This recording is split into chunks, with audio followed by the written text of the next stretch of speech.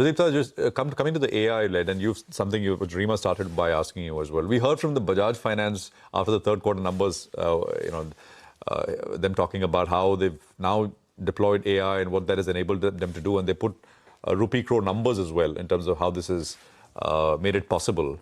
And one interesting thing what they said is that we didn't have these tools in Q2, and they deployed it in the third quarter, and this will start to pick up more. So just your thoughts on that as well, and where we are in L&T Finance's terms. Has that pace picked up? Because you've spoken to us about this, you using all this over the last 6 months, maybe more. Actually, we are using for last 24 months. Okay. Last 24 months. And before I come to that, there are three broad areas that we focus on AI in our organization. First, what we call is efficiency, experience, and education. They're the three broad areas, 3 E's we call.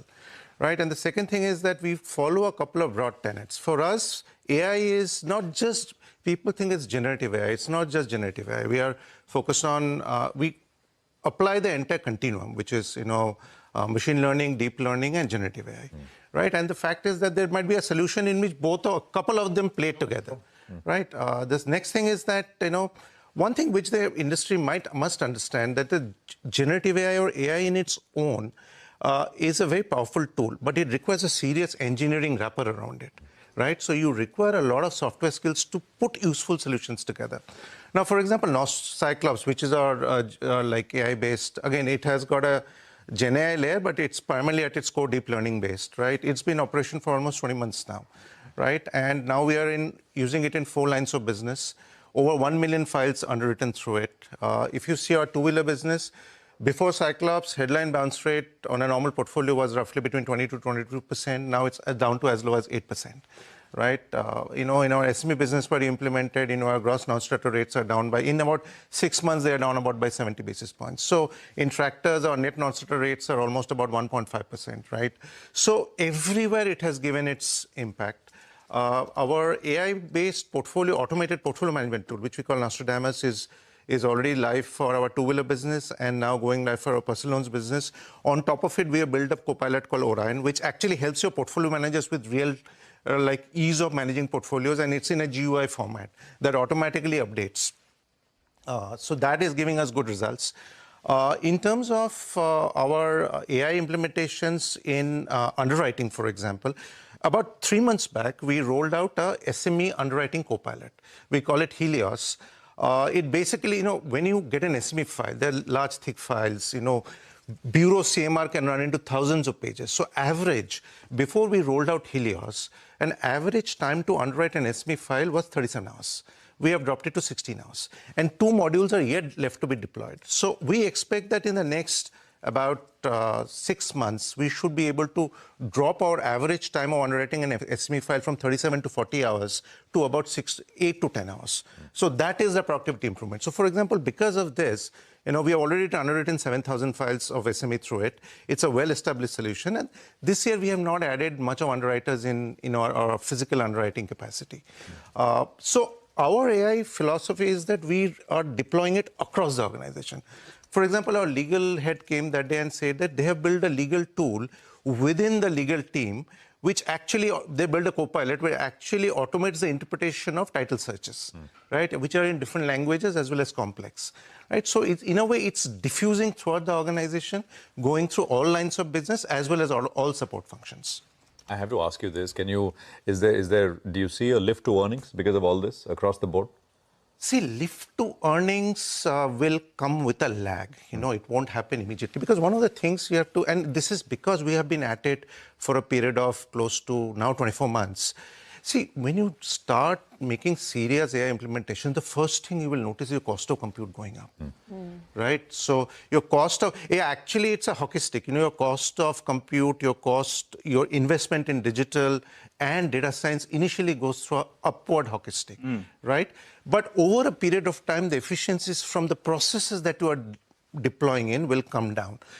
But the fact is that if you are not mindful of a cost of compute, it can end up defraying a large amount of the goodness that comes out of deployment. So for that also, we are starting building our private cloud, actually. Our tier 3 and tier 2 applications over a period of time will move to private cloud, right? So it's a mix, it's a journey, but I do believe that over a period of 24 to 36 months, the AI initiatives had the capacity to add about 20 to 30 basis points to our ROA lift. Have you, in terms of hiring, are you hiring at the same pace or? See, sales guys, we will have to hire, right? Because the fact is that though the sales guy has tools now to interact with the customer, like for example, in mortgage business, we have rolled out something which helps a co-pilot, which helps our mortgage guys answer the questions much faster without referring to the product management team, right? But you still, in India, you still require a warm body, especially for a sales-facing role, right? Especially so what if you're about in credit underwriting? But credit underwriting, risk management, right? The risk control units on ground,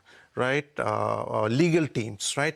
Our support teams, more or less, we do not expect any headcount increase. Have you seen a reduction in the support teams?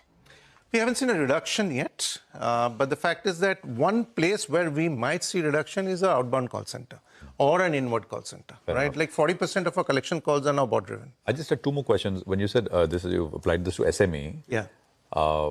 Look, retail lending is quite, it's template lending in that sense, right? I mean, there is a SME to a certain extent. To a certain extent. SME perhaps slightly complex, and corporate lending perhaps is the most complex. But for SME also, you will need to send people to all these, I mean, a factory in Bihar or wherever, right? They want, Yeah, so as I said, front end, you will continue to have people requirement where, someone sales guy has to go, makes the initial pitch, etc. But once the file comes in, that's where the heavy lifting starts. Okay, there's one more question. You must work with IT services companies, right? And they must apply, build these things for you. And no, actually, you must have continuing... that is where the difference is. We all build all these things internally, right? So we have a tech center in Mumbai and we have a tech center in Bangalore. Our tech center in Bangalore is primarily invested in building on our AI tools and solutions. And as I said initially, 15% of the solutions is AI. The remaining 85% is a heavy engineering wrapper around it. So what we do is that our data science team builds the AI front end, but the engineering wrapper around it to make it useful in the front end is made by our Bangalore tech. Was L&T Finance always doing all of this in-house, or we have set it up in the last 24 to 30 months. We have set it up. Before that, you were dependent on? Before that, we were dependent on some of our tech service partners. Have you quantified the amount you've spent on AI? Okay, so individual tool-wise, I can say. So Cyclops, till now, we have probably spent about 80 crores, right, overall. But that is not only on AI, that is the AI and the engineering build around it. Nostradamus, as of now, we have spent about 30 crores. So between these two large tools, and they're the two most impactful tools, it's about 110 crores. So overall, this I can quantify, but overall, we see our tech budgets are relatively flat because we have done a lot of optimization last year on the cost of compute, but it will remain in that flattish phase for the next 2 years. And the cost of compute is over and above the 110 crore, right? Yes, the cost of compute is over and above the 110 crore. How large is it? It's pretty large. It's pretty large. Before we started plateauing it and before we started putting serious focus on containing the cost of compute, the growth on a year-on-year basis was upwards of 50%. So that's when, the bell really rang, saying that, look, the fact is that all these tools are good. They can do a lot of heavy lifting. But if you're really not mindful of the cost of compute, you do not get carried away. If you're not mindful of the cost of compute, it will undo the goodness. When you say cost of compute, what is this going into? See, basically, if you are relying on, say, for example, there are certain processes that might not require hyperscaler level of efficiency. But if you put all your processes on hyperscalers, that means at times there is idle capacity. No, I get it. What I was saying that when you say cost of compute, the spending, what is it going into? Or what are you buying? Or what are you spending on? You're spending on your virtual machines and your cost of compute on the virtual machines on the hyperscalers. So, for example, if you're running a query, for example, and when you lose this query, like when you push these tools into the hands of people, at times people do lots of things which might not be productive also, right? Which might be sort of leaching on the margin, right? So that adds to this overall compute consumption, right? And suddenly when you start deploying these solutions at scale, you will see compute consumption explode. Yep. And if you are putting everything on hyperscalers, you will find your cost of compute also explode. Then you start peeling it and saying that, does this require really hyperscaler level of efficiency and reliability? Or can I do it separately in my own private cloud? And that's where So we have optimized. For example, our people, we have built a tool now, when a particular product manager or a particular data science manager, if you find that his cost of compute has suddenly shot over the last week, he gets an email saying, explain why your cost of compute this week has gone up. So in a way, it is employee sensitization plus also structurally moving a part of the sort of the non-tier 1 applications to private cloud. If I call the L&T Finance call center, will I be speaking to a machine or a human being? As of now, probably from March, for the less complex queries like how much you my payment due, etc. March, April, you might be speaking to a machine, but for 40% of our outbound collections calls are now done by machines. Outbound collection calls, and they're polite. They're very, very polite.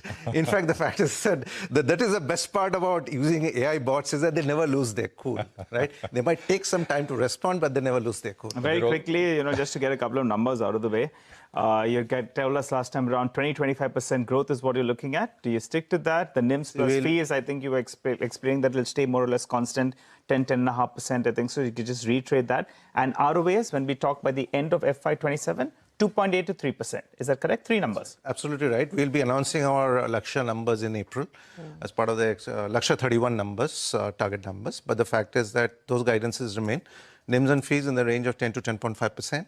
ROAs exit FY27, quarter for FY27 in the corridor of 2.8 to 3%. And credit cost paring down to the range of 2 to 2.2%.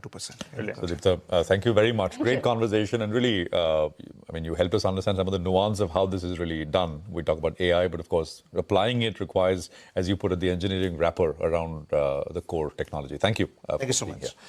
Okay, well, let's just shift